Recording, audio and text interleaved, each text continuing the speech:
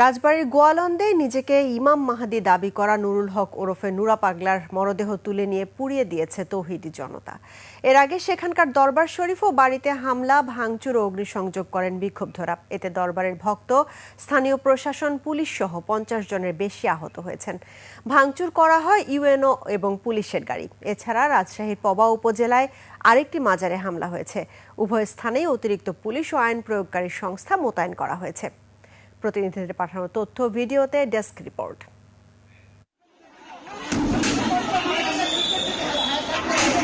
জুমার নামাজের পর ধর্মীয় অনুভূতিতে আঘাতের অভিযোগ তুলে তৌহিদি জনতা আন্দোলন শুরু করে। পরে বিক্ষোভ সমাবেশ শেষে মিছিল নিয়ে নুরাল পাগলের দরবার শরীফে হামলা চালানো হয়। দরবারের ভক্তদের প্রতিরোধের মুখে শুরু হয় তুমুল সংঘর্ষ।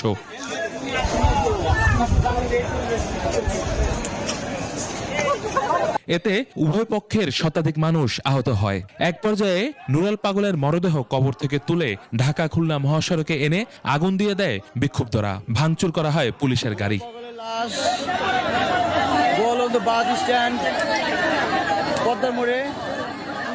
ঘটনাস্থলে সেনা সদস্য সহ অতিরিক্ত পুলিশ মোতায়েন করা হয়েছে। পুলিশ জানায়, দোষীদের বিরুদ্ধে কঠোর ব্যবস্থা নেওয়া হবে। কয়েকজনকে আহত পাইছিলাম, তাদেরকে আমরা চিকিৎসার জন্য আপনার ওই জিতে পাঠাইছি হাসপাতালে। ভিতরে অনেক লোকজন লুটপাট করতেছিল, ওটা বন্ধ করা হয়েছে। 23 আগস্ট নুরাল পাগলের মৃত্যুর পর তাকে কাবা শরীফের আদলে তৈরি করা এক কবরস্থানে দাফন করা হয়। এ ঘটনায় ধর্মীয় অনুভূতিতে আঘাতের অভিযোগ তুলে তৌহিদি জনতা আন্দোলন শুরু করে।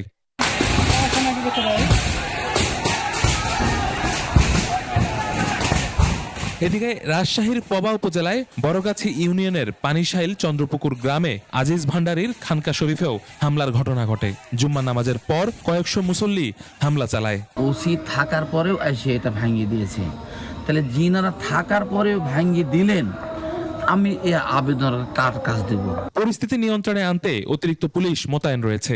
এত 500-600 লোকের ইয়েতে পুলিশ কি করবে? 2-3 জন 4-5 জন পুলিশ দিয়ে আপনার 500-600 লোকের আপনি প্রোটেকশন দিতে পারবেন? সারা দেশের পরিস্থিতি তো আপনারা তো ভাই বুঝতেইছেন।